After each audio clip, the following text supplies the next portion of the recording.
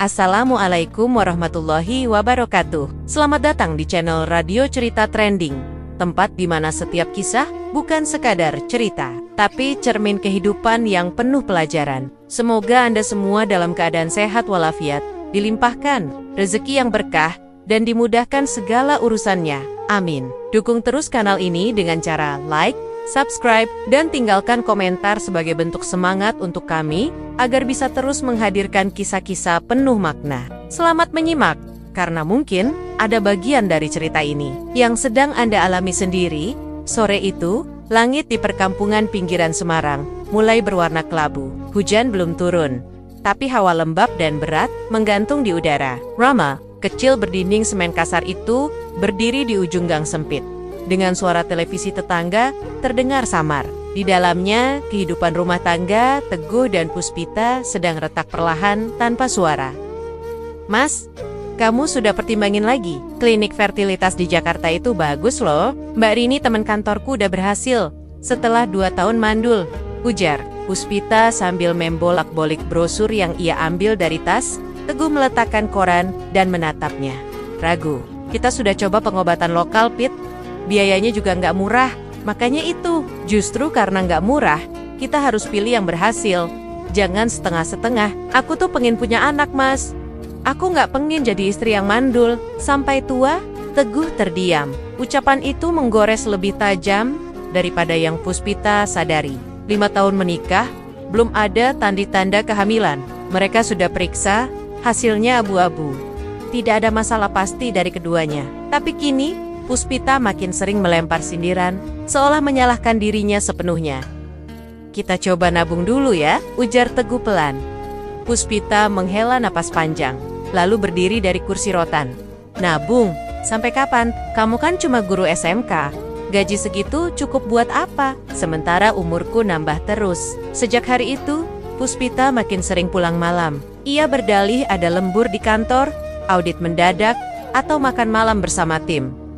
Teguh ingin percaya, tapi saat ia memeluk Puspita malam hari, perempuan itu menepisnya dengan alasan capek. Di dapur, ponsel Puspita selalu dibawa kemana-mana, bahkan ke kamar mandi. Teguh pernah coba meminjam, tapi ditolak mentah-mentah. Ini privasi, jangan semua harus kamu kepoin, Mas, katanya dingin. Puspita mulai bergaya lain, rambutnya selalu wangi, makeup lebih tebal dari biasanya, dan parfum baru yang tak pernah Teguh lihat sebelumnya. Parfum baru ya? Tanya Teguh sambil menuang air putih. Hadiah dari kantor, jawab Puspita cepat. Bos baru itu baik banget. Teguh menatap wajah istrinya. Puspita tidak menunduk, tidak gugup, tapi mata itu tidak sehangat dulu. Ia seperti melihat wanita lain yang tinggal di tubuh perempuan yang dulu ia nikahi karena kesederhanaannya. Suatu malam, Puspita pulang, hampir pukul 10 malam. Teguh membukakan pintu, matanya merah karena menunggu. Kamu dari mana? Tanyanya tenang, tapi nadanya getir. Dari kantor, audit belum kelar. Jangan mulai, Mas, aku capek. Teguh menatap ponsel di tangan Puspita. Ia tak pernah lihat ponsel itu sebelumnya. Itu HP baru? Iya, yang lama rusak, dikasih bos. Kenapa sih kamu tanya-tanya terus kayak wartawan? Teguh menarik napas dalam. Ia ingin marah, tapi suaranya tak mampu meninggi. Ia tak ingin jadi suami yang kasar atau curiga buta. Tapi hatinya panas. Setiap hari, keraguan tumbuh seperti duri yang menusuk dari dalam. Malam itu, Teguh mencoba mendekap istrinya, tapi Puspita bergeser, memunggunginya. Mas, jangan dulu, aku lagi nggak enak badan. Teguh memejamkan mata, tangannya menggenggam spray, menahan kecewa. Sudah berbulan-bulan, tak ada lagi kehangatan yang mereka bagi. Ia merasa tak diinginkan, tapi ia juga tak bisa memaksa. Pit, katanya pelan. Kita kenapa ya? Puspita tak menjawab, hanya suara kipas angin yang terdengar memecah malam. Teguh menatap langit-langit. Dalam hati, ia bertanya, apakah masih pantas ia pertahankan perempuan ini? Tapi bagaimana jika tuduhannya salah? Bagaimana jika hanya prasangka karena egonya yang terluka? Pagi harinya, Teguh mencoba bicara lebih lembut. Ia menyiapkan sarapan, menunggu Puspita di meja makan. Masakan kesukaanmu, aku bangun lebih pagi tadi, katanya saat Puspita turun dari kamar. Puspita duduk tanpa menatap wajah Teguh.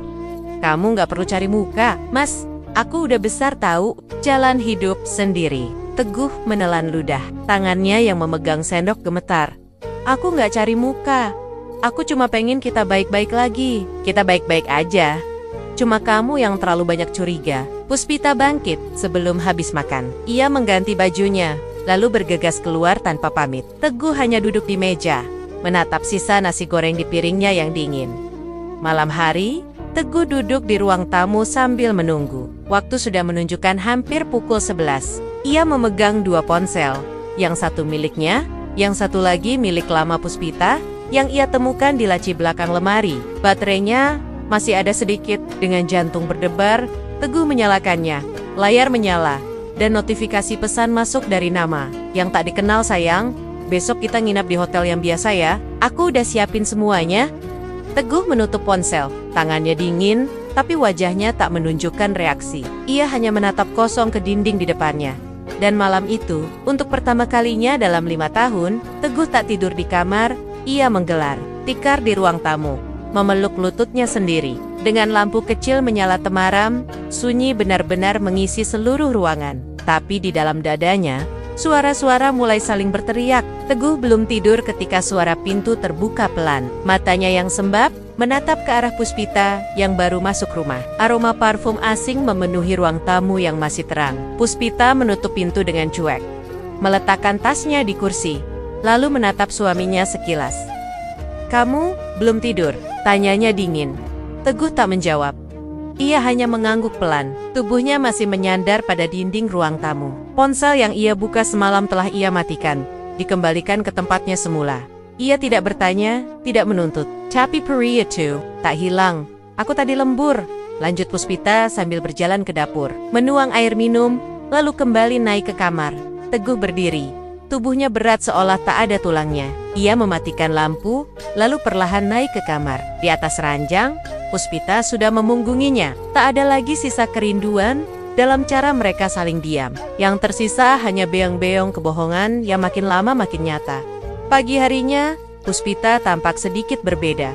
Ia tidak menegur Teguh seperti biasa, tapi justru tersenyum kecil saat menyodorkan tes pack. "Aku hamil," katanya ringan, tapi suaranya bergetar. Teguh terdiam, tangannya gemetar saat menerima benda kecil itu. 2 garis merah jelas terlihat. "Kamu nggak senang?" tanya Puspita dengan nada tajam. "Aku," Teguh menelan ludah. "Aku cuma kaget." Puspita tertawa kecil. "Kamu takut ya? Takut anak ini bukan dari kamu?" Teguh menatapnya. "Aku nggak bilang gitu, tapi mukamu bilang semua." "Ya udah, nggak usah pura-pura bahagia." Puspita membalikkan badan dan kembali sibuk dengan ponselnya. Teguh hanya diam. Di dalam hatinya, pertanyaan itu bergema keras. Siapa ayah anak ini? Beberapa hari kemudian, saat Puspita mandi, Teguh kembali ke kamar. Ia mendekati bantal yang digunakan istrinya, lalu memetik beberapa helai rambut yang tertinggal. Ia tahu tempat laboratorium kecil di kota yang menerima tes DNA berbasis sampel rambut. Ia masukkan rambut itu ke dalam plastik ziplock, diselipkan di dalam buku catatannya. Tangannya dingin, hatinya berdetak tak beraturan. Tapi ia tahu, hanya itu satu-satunya cara untuk membungkam rasa sakit di dadanya. Sementara itu, hubungan antara Puspita dan Permadi mulai renggang. Permadi mulai sulit dihubungi. Pesan-pesan Puspita hanya dibaca tanpa balasan. Saat ditelepon, suara laki-laki itu selalu terdengar singkat dan terburu-buru. "Aku lagi sibuk, Pit. Jangan ganggu dulu." "Tapi aku hamil, Permadi. Kamu harus tanggung jawab. Kamu gila. Kita nggak pernah rencana begini." Puspita mendekap perutnya yang belum terlihat. Ia menangis di kamar mandi, meremas handuk basah dengan wajah merah. Tapi tetap saja, malam harinya, ia menulis pesan panjang dan mengemis agar Permadi menemuinya. Jika nanti resmi cerai, ia ingin tinggal bersama. Ia janji akan urus semuanya. Ia hanya ingin kejelasan.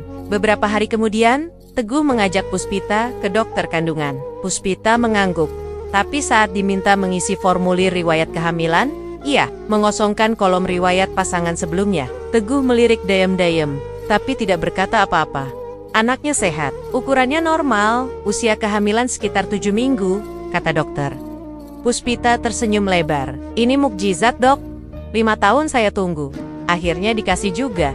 Teguh menunduk. Kata mukjizat itu terasa seperti paku di dadanya. Ia ingin bersyukur, tapi suara hatinya menolak. Ia belum bisa percaya. Setiap malam, ia memandang perut Puspita dengan tatapan hampa. Ia ingin menepuknya, mengajaknya bicara, seperti calon ayah seharusnya. Tapi setiap ia mencoba, tangannya berhenti.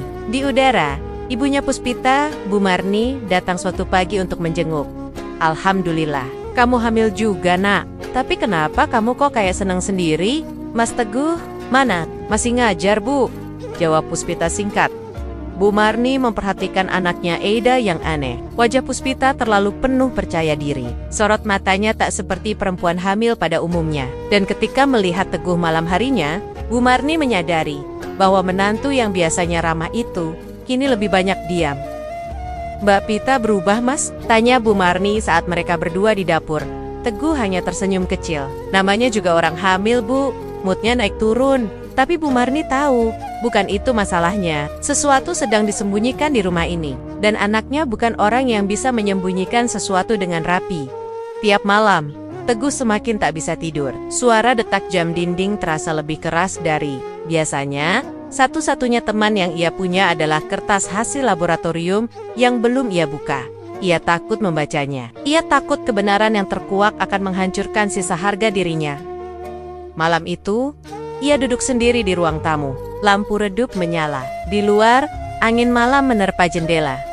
Perut Puspita sudah mulai membulat. Ia mulai bicara dengan bayinya di depan cermin. Nak, kamu nanti bakal jadi anak hebat. Mungkin ayahmu belum siap. Tapi kamu kuat ya. Teguh mendengarnya. Dari balik pintu kamar, ia berdiri diam di tangga. Matanya berkaca. Ia ingin masuk dan memeluk perut itu. Tapi ia tak yakin ia punya hak untuk menyentuhnya. Dan saat ia kembali menatap plastik ziplock berisi rambut itu yang diselipkan dalam laci, Teguh tahu ia tak bisa menunda lebih lama. Tangannya gemetar. Amplop hasil tes DNA itu kini di depan mata. Ia belum membuka segelnya, tapi malam sudah terlalu sunyi dan pikirannya terlalu penuh untuk diabaikan. Ia memejamkan mata. Kalau bukan anakku, aku harus siap. Amplop itu perlahan ia sobek. Isinya tertutup lipatan, tapi sebelum ia tarik, sepenuhnya suara ketukan pelan terdengar dari kamar. Puspita berdiri di ambang pintu, wajahnya pucat. Mas, kamu nggak tidur? Teguh menoleh perlahan. Amplop itu ia lipat lagi. Belum sempat terbuka penuh. Belum saatnya, tapi waktunya sudah dekat. Amplop hasil tes DNA itu belum sempat dibuka. Malam itu Teguh menyelipkannya kembali ke dalam laci tanpa suara. Setelah mendengar suara Puspita yang berdiri di ambang pintu, ia menatap istrinya dalam diam, menyimpan semua pertanyaan yang seharusnya. Tapi yang keluar hanya satu kalimat pendek, pelan dan kering. Besok aku libur ngajar. Puspita tak menjawab, hanya mengangguk lalu kembali ke kamar. Teguh masih di ruang tamu, duduk dengan kepala tertunduk, tak tahu apa yang harus ia lakukan setelah ini. Detik jam seolah membunuhnya pelen-pelen. Keesokan harinya, rumah itu begitu sunyi. Hanya suara sendok dan gelas yang beradu di dapur. Puspita duduk di meja makan dengan ekspresi datar. Sementara Teguh membuatkan teh. Tapi sebelum ia sempat duduk, Puspita menyodorkan selembar kertas dari dalam tas jinjingnya. Aku minta tolong tanda tangan ini. Teguh menatap lembaran itu. Surat gugatan cerai. Dingin. Jelas. Tegas. Aku nggak tahan hidup sama kamu, Mas. Kita udah beda visi. Beda segalanya. Kita udah nggak cocok. Baik di ranjang maupun secara mental. Kalimat itu keluar dengan lancar. Dari mulut Puspita, seolah ia sudah berlatih. Teguh tetap diam. Matanya membaca baris demi baris di kertas itu. Tapi pikirannya terasa kosong. Lidahnya kelu, tangannya bergetar. Ia tahu luka itu ada, tapi tak pernah menyangka istrinya sendiri akan menusuknya sejelas ini. Kamu serius? Suaranya serak. Puspita, mengkok, aku udah capek, Mas. Aku mau hidup yang lebih baik. Teguh tak menjawab. Ia hanya menunduk, menggenggam pena, dan menandatangani surat itu dengan tangan gemetar. Ia tak ingin mempermalukan istrinya, tak ingin berdebat, dan tak ingin menahan orang yang tak lagi ingin tinggal. Tapi di dalam dadanya, sesuatu seperti tercerabut paksa. Setelah itu, Puspita berkemas dengan cepat. Hanya butuh 2 koper. Cakeda, peluk, tak ada tangis, tak ada salam. Ia hanya berkata, nanti aku urus ke pengadilan. Lalu pintu rumah tertutup. Beberapa hari setelahnya, Teguh mulai hidup sendiri di rumah itu. Dapur menjadi dingin, tak ada lagi bau masakan pagi hari. Baju-baju Puspita hilang dari lemari. Bahkan cermin di kamar mandi tak lagi berembun, karena tak ada yang mandi dengan air panas. Teguh mencoba kembali ke rutinitas. Tapi tiap kali membuka ponsel, ia terjebak di postingan Puspita. Foto perutnya yang mulai membuncit. Caption yang panjang dan penuh kebanggaan. Emoji bahagia. Kalimat-kalimat seperti, akhirnya anak ini datang di waktu yang tepat. Atau hidup baru, kebahagiaan baru, tak perlu masa lalu. Teguh membaca semuanya. Ia tak mengomentari, tak menyukai, tak memblokir. Ia hanya melihat, lalu memetikan. Hans setiap kali melihat wajah Puspita yang tersenyum lebar. Dada Teguh terasa hampa. Puspita kini tinggal di apartemen kecil di pinggir kota. Tempat itu milik Permadi, tapi tidak pernah diakui sebagai milik bersama. Setiap kali teman bertanya soal siapa ayah dari bayi itu, Puspita hanya tersenyum samar. Ada kok, cuma bukan orang publik. Saat ia bertanya ke Permadi soal masa depan, mereka, laki-laki itu mengangkat bahu. Kamu jangan ribet dulu, Pit. Fokus sama kehamilanmu. Nanti juga ada waktunya. Tapi kamu gak malu aku hamil tanpa suami? Kamu kan udah cerai. Biar orang mikir apa, kita tahu diri kita sendiri. Jawaban itu menghantam kepala Puspita. Tapi ia terlalu gengsi untuk mengeluh. Ia tetap bertahan, berharap semuanya akan berubah. Ia meyakinkan dirinya bahwa semua ini proses menuju kebahagiaan baru. Bahwa Teguh hanyalah batu loncatan yang harus ia lewati. Namun Bu Marni, ibunya sendiri, tak mampu dia melihat semuanya. Ia mendatangi apartemen itu, membawa tas berisi makanan dan pakaian bayi. Tapi Puspita menolak. Bu, aku udah bisa beli semua sendiri. Aku nggak butuh bantuan siapapun, apalagi dari orang yang nggak pernah dukung keputusanku. Bu Marni terdiam. Ia berdiri di depan pintu, menatap anaknya yang kini terlihat asing. Kamu berubah, Nak. Kamu bukan Puspita yang aku kenal. Dulu kamu nggak begini.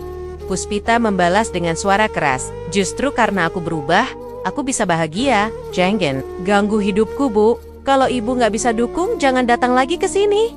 Mata Bu Marni berkaca, tapi ia tahu dirinya tak bisa berbuat lebih. Ia meninggalkan apartemen itu tanpa menoleh, membawa kembali tas yang tadi ia niatkan untuk cucunya. Di dalam hatinya, ia hanya bisa berdoa agar anaknya sadar sebelum terlambat. Di sisi lain, Teguh mencoba berdamai dengan keadaan. Ia mulai mengajar dengan lebih tenang, meski senyumnya hanya sekilas. Tiap malam, ia duduk di depan cermin, memandang wajahnya sendiri. Wajah laki-laki yang telah dilepas, tapi masih menyimpan luka dalam. Hasil tes DNA itu belum ia buka. Surat cerai sudah masuk pengadilan. Semua sudah terjadi, tapi di hatinya, pertanyaan itu tetap hidup. Kenapa harus begini? Malam itu, Teguh kembali membuka media sosial. Kali ini, Puspita mengunggah foto hasil USG. Wajahnya berseri-seri. Kalimatnya berbunyi, anak ini adalah bukti bahwa aku kuat. Tanpa siapa-siapa, aku tetap mampu berdiri. Teguh menatap lama, lalu mematikan layar. Ia berjalan pelan ke kamarnya. Tapi sebelum pintu tertutup, ia kembali menatap laci tempat amplop itu. Ia simpan. Dan kali ini, ia membuka laci itu dengan tangan yang lebih tenang.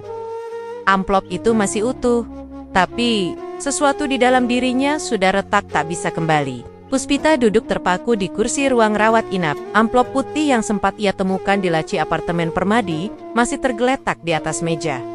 Ia belum berani membukanya. Sejak hari Teguh menandatangani surat cerai, hidupnya memang terasa seperti lembar baru, tapi bukan yang ia impikan. Bukan bahagia, bukan tenang, hanya sepi yang berkepanjangan dan pertanyaan-pertanyaan yang tak punya jawaban. Perutnya kerap nyeri. Usia kandungan baru masuk bulan ke-7 saat air ketubannya pecah. Permadi yang dihubungi dengan panik datang terlambat dan hanya mengantar sampai lobi rumah sakit. Sebelum tiba-tiba menerima telepon dan menghilang tanpa penjelasan. Puspita dibawa masuk ruang bersalin sendiri. Tak ada tangan yang ia genggam. Tak ada suara yang membisikkan doa. Hanya jeritan dan rasa takut yang membungkusnya. Disusul tangis bayi yang terdengar tidak seperti bayi lain. Saat ia membuka mata, pasca bius, perawat berdiri di sisi ranjang dengan ekspresi ragu. Dokter anak menyusul masuk. membawa kabar yang menghantam seperti petir. Bayinya lahir dengan kelainan wajah, bentuknya tidak simetris, matanya tidak bisa fokus pada satu titik, dan lidahnya menjulur tanpa kendali. Ini kemungkinan besar kondisi genetik, Bu. Kita akan lakukan pemeriksaan lebih lanjut, tapi kami harus jujur dari awal. Belum selesai dokter bicara, Puspita menepis selimut dan langsung berdiri, meski tubuhnya belum stabil. Apa maksud kalian? Kalian yang buat anak saya jadi begini. Ini salah prosedur rumah sakit kalian kan? Tangisnya berubah jadi teriakan. Ia menggebrak meja, menarik kerah baju dokter, dan menyebut semuanya penipuan. Kejadian itu direkam oleh pengunjung lain, dan dalam waktu singkat tersebar di media sosial. Puspita menjadi bahan pembicaraan. Ibu gila yang tak bisa menerima kenyataan anaknya cacat. Permadi tak lagi muncul, nomornya tak bisa dihubungi. Semua pesan tak dibaca. Video kemarahan Puspita makin viral. Akunnya diserbu komentar penuh. "Caci, itu karma," kata seseorang. "Dulu hina suami, sekarang dapat azab," tulis yang lain. Ia menutup semua notifikasi, tapi telinganya seperti tak bisa ditutup. Kata-kata itu berputar di kepalanya, menusuk telinga dan hati. Bayi itu kini berada di inkubator. Wajah mungilnya dibungkus selimut, tapi tetap tak bisa menyembunyikan kejanggalan. Lidahnya terus bergerak, matanya kosong. Puspita mencoba menyentuh tangan kecil itu, tapi bayi itu menggeliat seperti menolak. Ia duduk lemas di samping ranjang, tangan menutupi wajah, berbisik tanpa suara. "Nak, kamu kenapa begini? Kenapa? Kamu bukan seperti yang aku bayangkan." Malam itu, ia mengirim pesan ke Teguh. Hanya 3 kata. "Aku butuh kamu." Tapi centang 2 tak pernah berubah biru. Ia menunggu, bahkan menelepon, tapi tidak ada jawaban. Ia tahu Teguh pasti membaca semua yang terjadi. Ia tahu lelaki itu diam-diam masih memerhatikan. Tapi Puspita juga tahu ia tidak pantas lagi meminta bantuan dari pria yang pernah ia dorong keluar dari kehidupannya, Bu Marni, yang sempat diberitahu lewat perawat, datang menjenguk diam-diam. Tapi saat melihat wajah cucunya, ia hanya bisa menunduk. Puspita menatap ibunya dengan mata memerah. "Bu, kenapa semua orang ninggalin aku? Bahkan kamu juga mau pergi?" Bu Marni menggenggam tangan anaknya, namun tidak menjawab. Di dalam hati, ia berdoa agar anak itu diberi kekuatan, tapi tak mampu lagi memberi nasihat pada anak yang terlalu keras kepala untuk mendengar. Setelah ibunya pergi, Puspita kembali sendiri. Suara mesin inkubator terus berdengung. Tangisan bayi itu kini seperti suara ratapan dari rahimnya sendiri. Malam semakin dingin. Selimut tak lagi bisa menghangatkan. Ia menutup mata, mencoba tidur. Tapi justru wajah Teguh yang terus muncul di pikirannya, wajah sabar yang pernah ia hancurkan dalam ketidaktahuannya. Puspita mulai percaya bahwa rahimnya sendiri telah dikutuk, bahwa apa yang ia tanam kini tumbuh dalam bentuk paling menyakitkan. Bukan hanya anaknya yang cacat, tapi juga Herapnia. Tapi ia tetap menolak mengakui satu hal yang paling berat, bahwa semua ini bukan kebetulan.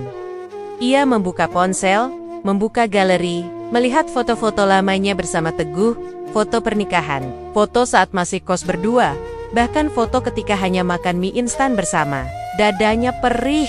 Ia mencoba menahan tangis tapi tak bisa. Tangannya meraba amplop yang sudah ia buka tadi siang. Hasil DNA yang belum sempat ia baca. Tapi sebelum ia sempat menarik kertas di dalamnya, bayi di inkubator kembali menangis dengan suara yang makin keras, seperti menjerit, dan Puspita hanya bisa duduk diam di kursi. Matanya menatap ke arah suara itu.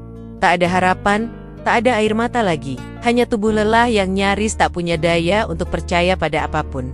Amplop itu masih terbuka di pangkuannya, tapi ia belum berani membaca isinya. Tangisan Nata masih terdengar saat Puspita menggenggam amplop hasil DNA yang terbuka, tapi belum dibaca. Matanya bengkak, tubuhnya limbung karena kurang tidur, tapi suara tangis bayi itu seperti terus menempel di kepalanya. Malam yang dingin berubah jadi mimpi buruk yang tak berkesudahan. Bau obat dari botol di meja bercampur dengan sisa muntah di selimut yang belum sempat diganti. Sejak keluar dari rumah sakit, apartemen yang dulu tampak nyaman kini lebih menyerupai kandang isolasi yang pengap dan sunyi. Puspita meletakkan amplop itu kembali di laci. Ia tak sanggup membaca isinya, bukan karena takut pada kebenaran, tapi karena tak yakin dirinya masih cukup kuat untuk menerima satu pukulan lagi. Ia memeluk Nata yang terus menggeliat dalam pelukannya. Tangisnya tak berhenti sejak senja. Puspita sudah mencoba menyusui, mengganti popok, mengayun pelan di lengan. Tapi tidak ada yang bisa menghentikan jeritan itu. Wajah Nata yang memucat di bawah. Cahaya lampu kamar membuat dada Puspita semakin sesak. Matanya seperti tidak menatap siapapun, lidahnya tetap menjulur tanpa henti. Tangannya kaku, dan suara tangisnya bukan hanya kencang, tapi seperti jeritan kesakitan yang tidak bisa dipahami. Tetangga mulai mengetuk pintu 2 malam lalu, meminta Puspita menenangkan bayinya. Tapi kini, tidak ada lagi yang mengetuk. Bahkan suara-suara dari lorong pun menghilang. Puspita mencoba memanggil pengasuh dari agen yang ia dapatkan di internet. Seorang perempuan parubaya datang keesokan harinya, membawa tas kecil dan senyum ragu. Tapi malam pertama, saat jam menunjukkan hampir pukul 1, pengasuh itu keluar dari kamar sambil gemetar. "Maaf Bu, saya nggak sanggup anak ini." Tangisnya bukan seperti bayi. "Saya nggak bisa tinggal di sini." Puspita memohon, menawarkan bayaran 2 kali lipat. Tapi perempuan itu hanya menggeleng, lalu pergi begitu saja. Sejak malam itu, tak ada lagi yang berani menerima panggilannya. Bahkan aplikasi yang biasa ia gunakan pun menutup akun sementara. Karena terlalu banyak bintang 1 dari pengasuh yang merasa trauma hari demi hari, suara tangis Nata tidak berubah. Siang malam, jeritan itu seolah menolak berhenti. Apartemen jadi hening. Tak ada yang lewat di depan pintu. Bahkan petugas kebersihan pun tak lagi menyapu lorong. Puspita menutup tirai jendela, menutup semua celah. Tapi tetap tak bisa menutup rasa malu dan terasing yang mengurungnya. Ia mencoba menelepon Permadi. Tidak diangkat. Lalu mengirim pesan panjang, penuh permintaan dan keputusasaan, tapi tidak dibaca. Ia menulis ulang, kali ini dengan nada marah. Dikirimkan rekaman tangisan Nata yang meraung dengan kalimat, "Ini anakmu, dengar ini, jangan lari terus." Hasilnya, nomor diblokir. Semua media sosial tak bisa menghubunginya lagi. Akun-akun Permadi hilang dari pencarian si Oliola. Ia tak pernah ada. Dunia seperti banner-banner menutup pintu. Bukan hanya rumah tangganya, tapi juga seluruh harapan yang dulu pernah ia bangun dalam angan. Dengan tubuh lelah, Puspita datang ke sebuah yayasan anak. Ia membawa Nata dalam selimut, wajahnya tersembunyi. Petugas yang menyambut awalnya tersenyum hangat. Tapi begitu data diminta, dan tak ada satupun dokumen resmi soal ayah kandung, raut wajah mereka berubah. "Maaf Bu, kami tidak bisa menerima anak ini tanpa identitas lengkap." "Tapi saya ibunya, saya nggak tahan lagi." Suara Puspita meninggi. "Kami paham, tapi ini soal tanggung jawab hukum. Tanpa dokumen resmi, kami tidak berani menampung." Puspita terduduk di bangku ruang tunggu yayasan, memeluk bayinya yang terus merengek. Tak ada belas kasihan, hanya tatapan iba yang terasa seperti luka baru. Saat hari makin malam, ia mencoba satu tempat terakhir yang selama ini ia jauhi. Rumah ibunya. Tangannya gemetar saat mengetuk pintu kayu tua itu. Beberapa kali ia panggil nama ibunya, tapi tak ada jawaban. Ia mengetuk lebih keras, lalu lebih keras lagi. Nata kembali menangis, kini lebih keras, seolah tahu bahwa tak ada tempat lain lagi untuk pulang. Akhirnya, dari sela pintu, secari kertas putih terlihat terselip. Puspita menariknya perlahan. Tulisan tangan yang sangat dikenalnya membuat matanya langsung berkaca. "Aku sudah cukup malu, jangan cari aku lagi." Tangannya bergetar, nafasnya tercekat. Ia terduduk di depan pintu, memeluk Nata yang kini menjerit sekeras-kerasnya. Tak ada orang, tak ada cahaya, tak ada suara selain isak bayi dan napas tersengal yang keluar dari mulutnya sendiri. Dalam gelap, Puspita bersandar ke dinding rumah ibunya, tubuhnya menggigil di antara dua pilihan yang tak bisa ia genggam, anak yang tidak diinginkan siapapun, dan dunia yang tak lagi membuka pintunya. Malam itu dingin menusuk tulang, dan Puspita tahu ia tak bisa mengetuk pintu manapun lagi. Tapi suara tangis Nata belum berhenti. Puspita masih duduk bersandar di dinding rumah ibunya saat fajar mulai merkah. Namun tubuhnya tak mampu lagi membedakan pagi dan malam. Tangisan Nata telah melemah, menjadi rengekan pelan yang menyayat hati. Tubuh bayi itu mulai dingin, dan selimut yang membungkusnya sudah lembab oleh embun dan sisa muntah. Puspita mencoba berdiri, tapi lututnya goyah. Tangannya yang dulu halus kini ditutupi bercak merah. Rambutnya rontok setiap kali disentuh. Mulutnya kering dan gusinya mulai berdarah saat ia mencoba menenangkan anaknya. Dengan nyanyian lirih yang tak selesai, ia melangkah pelan meninggalkan rumah ibunya yang tak lagi mengenalinya. Jalanan terasa jauh, setiap langkah menjadi beban. Tapi dalam pikirannya, hanya satu nama yang tersisa teguh. Langit telah terang saat ia sampai di depan rumah sederhana yang dulu ia tinggalkan dengan dada tinggi. Rumah itu tampak lebih bersih, lebih rapi, dan lebih hidup dari kehidupannya sekarang. Ia berdiri di gerbang, menekan bel, lalu menunggu. Nata menangis lemah dalam dekapannya. 1 menit, 2 menit, tak ada suara. Lalu terdengar derap langkah. Terburu, pintu terbuka. Teguh berdiri di ambang, diam. Matanya langsung tertuju pada wajah Puspita, pucat, kering, bibir pecah-pecah. Bajunya lusuh, dan lengan bajunya basah oleh air liur anak yang terus mengigau. Wajah Teguh memucat. Ada J panjang yang tak diisi oleh kata. Lalu muncul sosok Nia, adik Teguh, yang segera menarik lengan kakaknya. Mas, jangan. Mereka bukan tanggung jawab kita lagi. Teguh tetap diam, hanya menatap Puspita yang kini mulai terguncang. Aku nggak minta apa-apa. Suara Puspita serak, hampir tak terdengar. Aku cuma nggak tahu harus kemana lagi. Nia menahan napas. Mas, dia yang buang kamu. Masih belum cukup? Teguh menunduk. Tapi mata itu tetap tak bisa memalingkan pandangan dari bayi yang kini seperti hanya tinggal tulang dibalut kulit. Perlahan, tanpa bicara, ia melangkah mundur dan membuka pintu lebih lebar. Masuklah mereka. Di dalam rumah, Puspita rebah di kursi ruang tamu.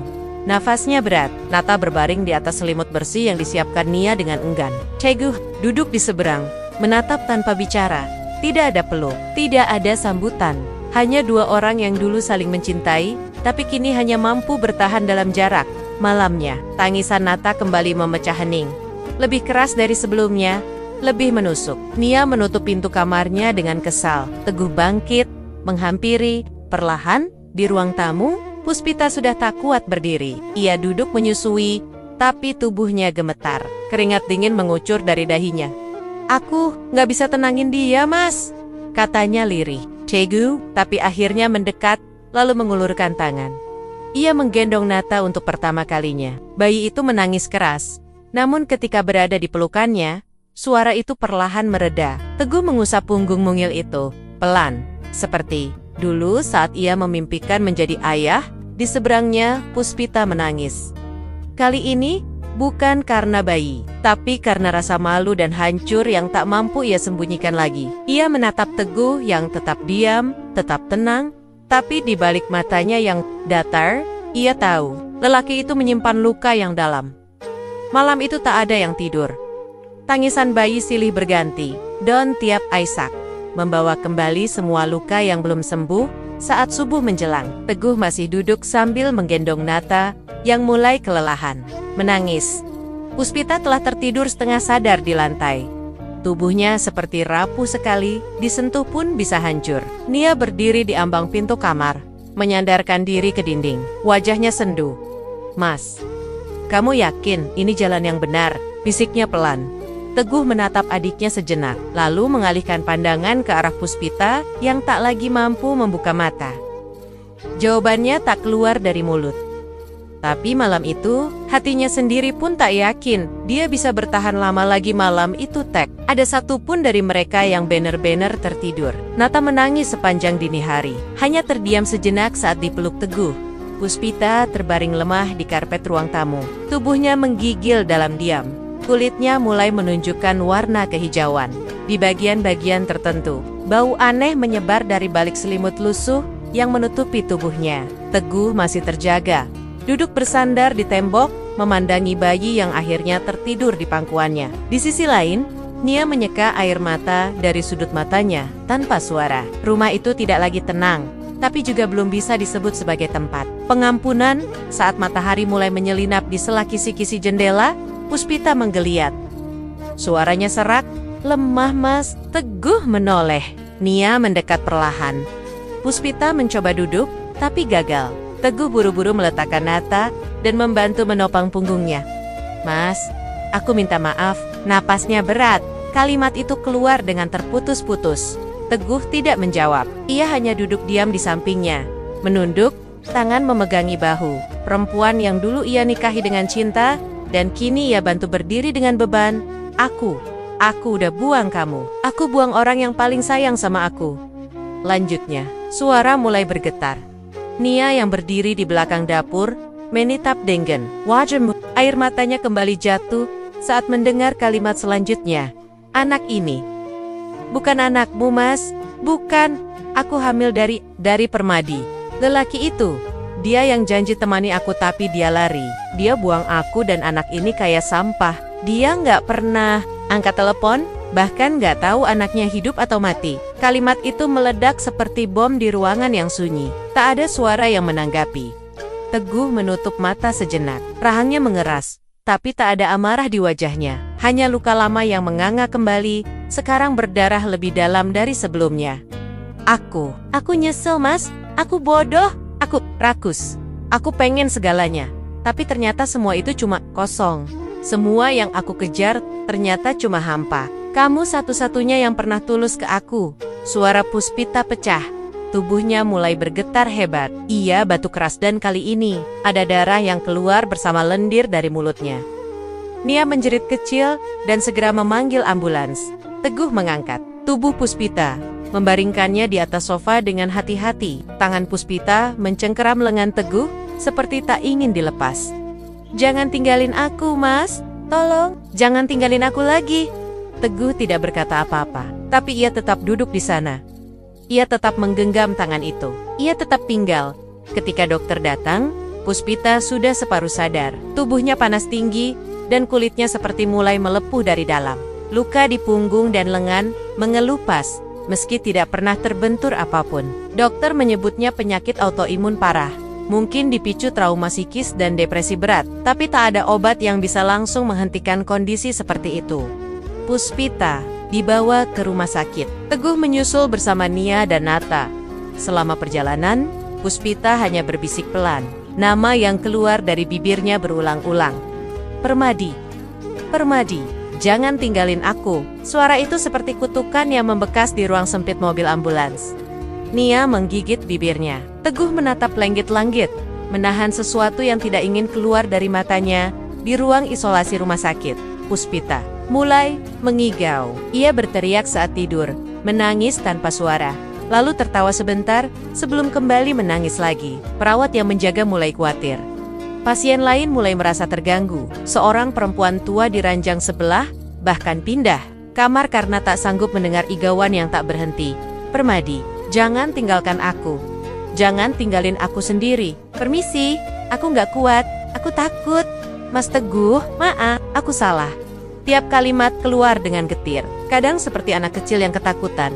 Kadang seperti perempuan dewasa yang putus asa. Teguh duduk di kursi tunggu, menunduk dengan tangan mengatup. Ia tak masuk ke dalam ruangan, hanya memandang dari balik kaca, menahan napas yang tersendat setiap kali mendengar namanya disebut bersamaan dengan nama lelaki lain. Nia datang membawa segelas air, lalu duduk di samping kakaknya.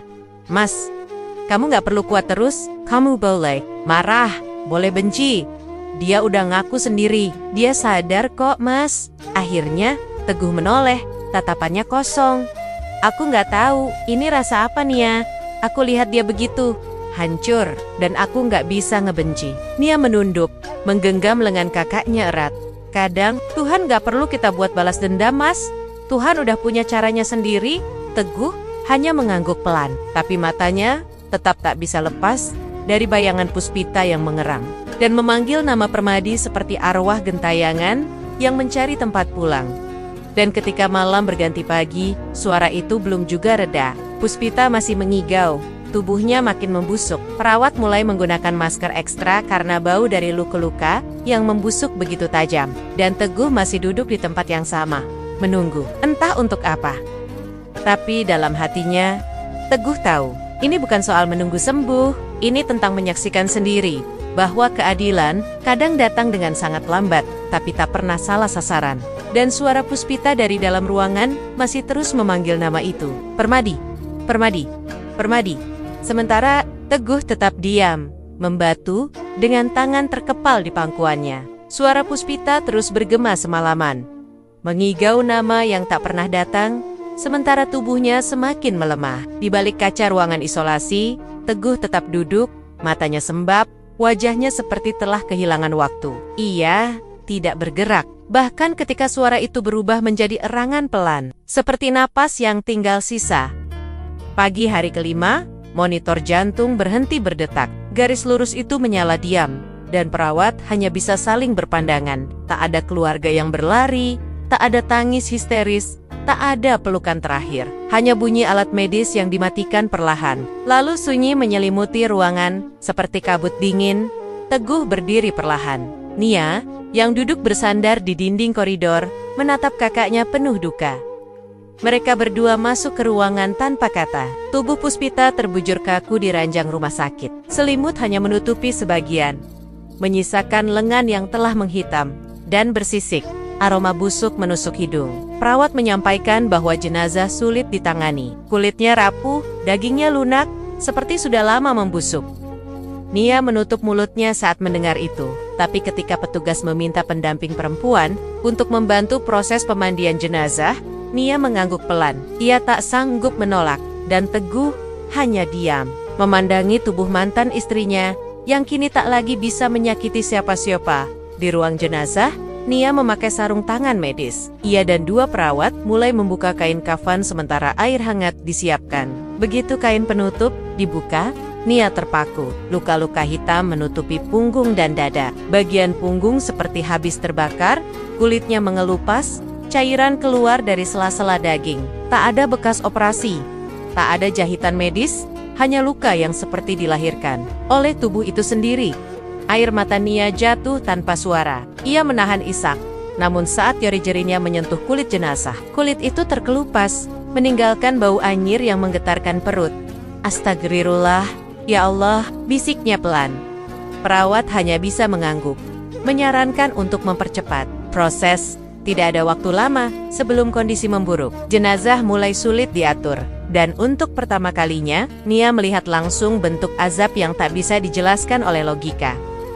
Sementara itu, Teguh berdiri di luar ruangan, memandangi lantai kosong. Ia memikirkan segalanya, mulai dari senyuman pertama Puspita saat di pelaminan, sampai detik ketika ia menyebut nama lelaki lain di ranjang kematian.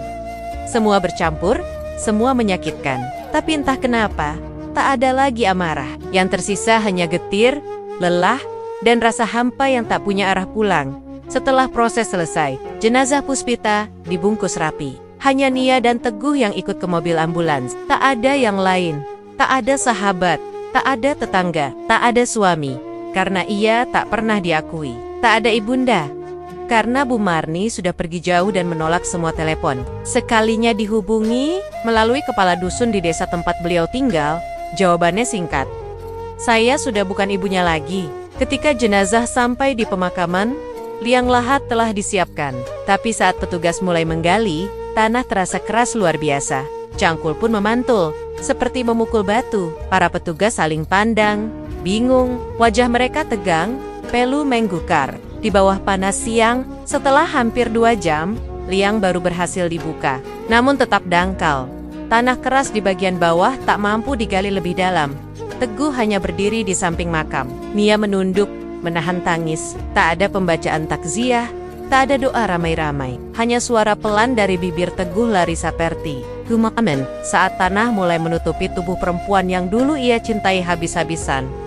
Nisan yang dipesan kilat itu hanya bertuliskan, Puspita, ibu dari Nata, tidak ada nama ayah, tidak ada catatan pasangan, hanya satu kalimat pendek, seakan menegaskan bahwa hidupnya telah gagal menemukan akar.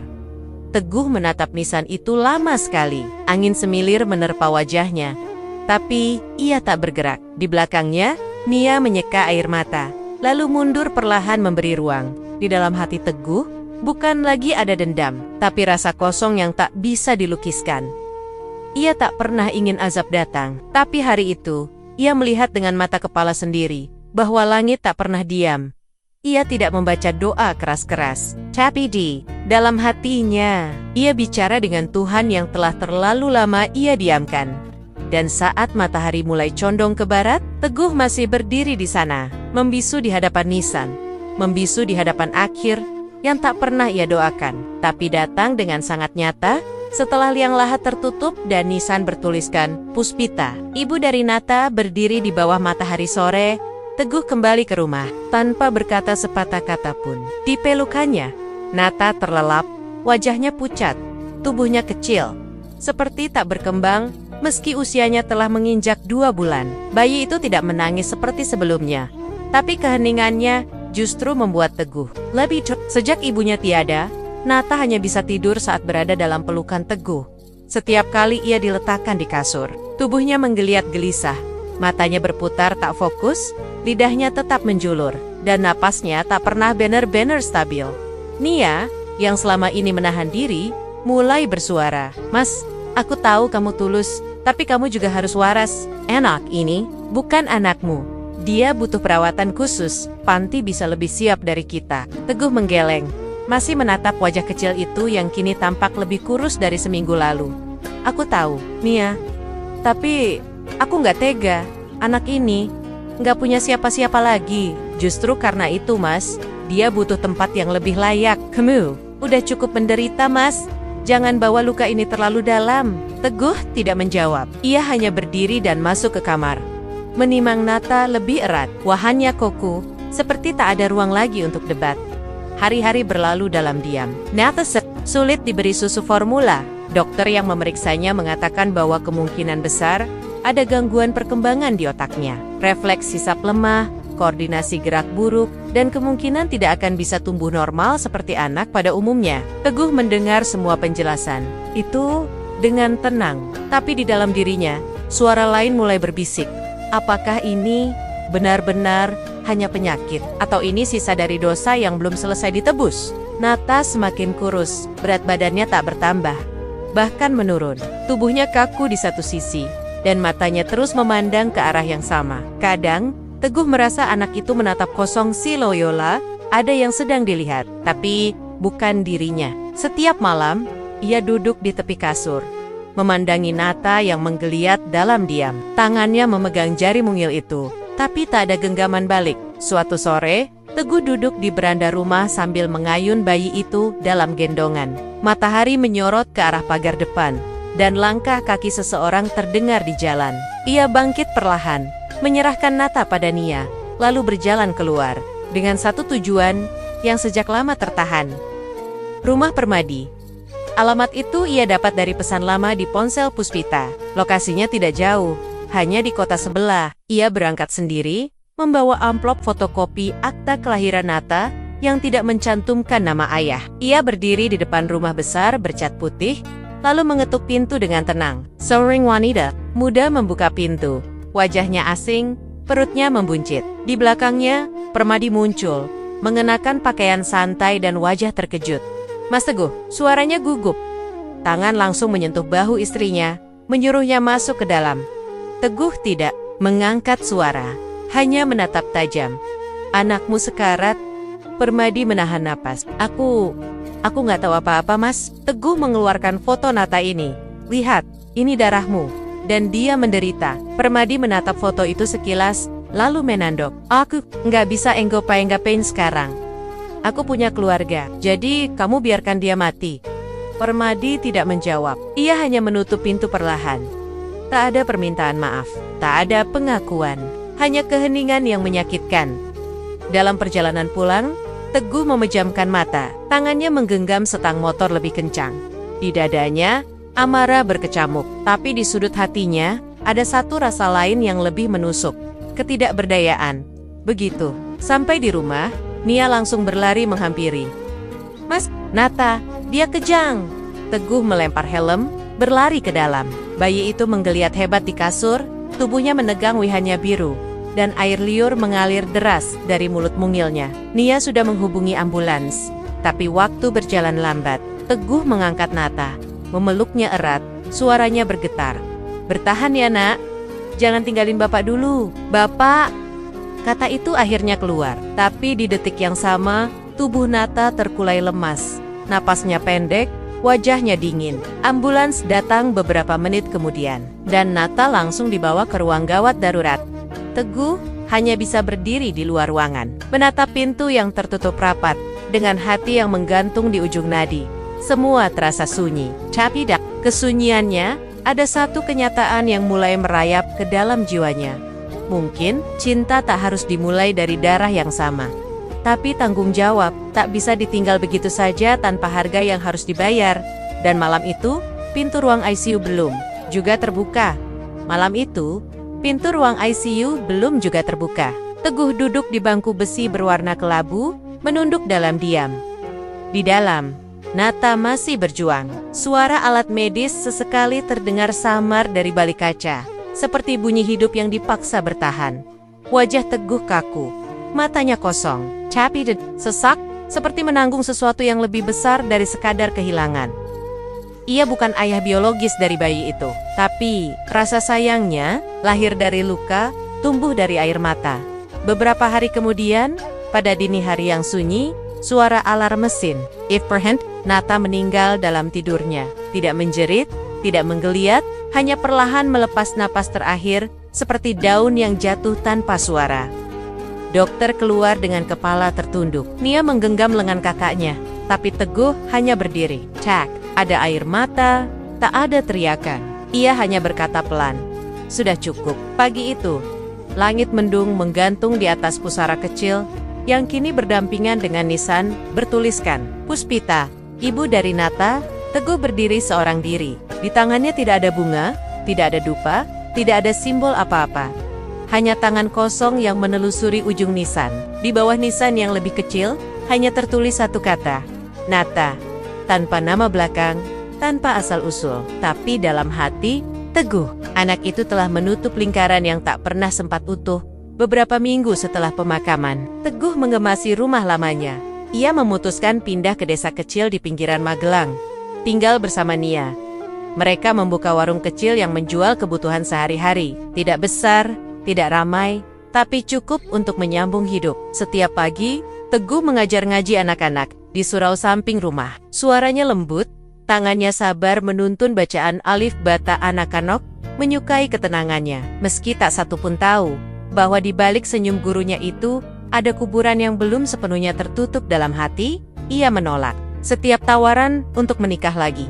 Bukan karena tak ada yang datang, tapi karena luka yang pernah ia rasakan terlalu dalam untuk dibagi lagi dengan siapapun. Ia telah cukup belajar. Cinta tak selalu berarti memiliki, dan keikhlasan tak selalu berarti menerima tanpa sakit.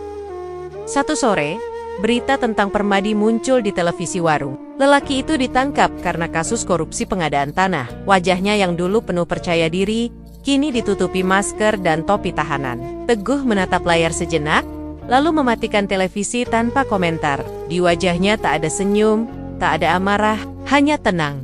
Malam Jumat datang. Seperti biasa, Teguh mengenakan peci putih, membawa senter kecil dan payung. Ia berjalan kaki ke pemakaman desa yang sunyi. Hanya diiringi bunyi langkah dan suara dedaunan yang saling bersentuhan. Di sudut tanah yang sedikit terpisah, dua nisan berdiri berdampingan. Ia duduk bersila di depan keduanya, meletakkan telapak tangan di atas tanah yang sudah tak basah. Ia tidak membaca doa keras-keras, hanya duduk, seperti menemani. Matanya menatap tanah, bukan langit. Bibirnya bergerak, tapi tak bersuara. Ia tidak meminta apa-apa, hanya menyampaikan sesuatu yang tak pernah sempat diucapkan saat keduanya masih hidup, bahwa ia telah memaafkan, bahwa ia tidak ingin mengulang luka yang sama, bahwa ia tahu cinta dan dosa memang bisa tumbuh dari tempat yang sama, dan hanya Tuhan yang punya hak untuk membalas semuanya. Malam makin sunyi. Angin lembut menyapu pucuk rumput liar. Teguh tetap duduk, tak bergeming. Dan ketika akhirnya ia berdiri, langkahnya ringan. Bukan karena telah melupakan, tapi karena telah selesai menyimpan. Terima kasih, telah setia menyimak kisah ini hingga akhir. Setiap luka di dalam cerita ini mungkin tak asing di kehidupan kita. Tapi yakinlah, Tuhan selalu menyimpan akhir yang tak pernah salah. Jika kisah ini menyentuh hati Anda, tinggalkan jejak dengan komentar, bagikan ke orang terdekat, dan bantu kami terus bertumbuh dengan subscribe dan dukungan Anda. Sampai jumpa di kisah berikutnya. Wassalamualaikum warahmatullahi wabarakatuh.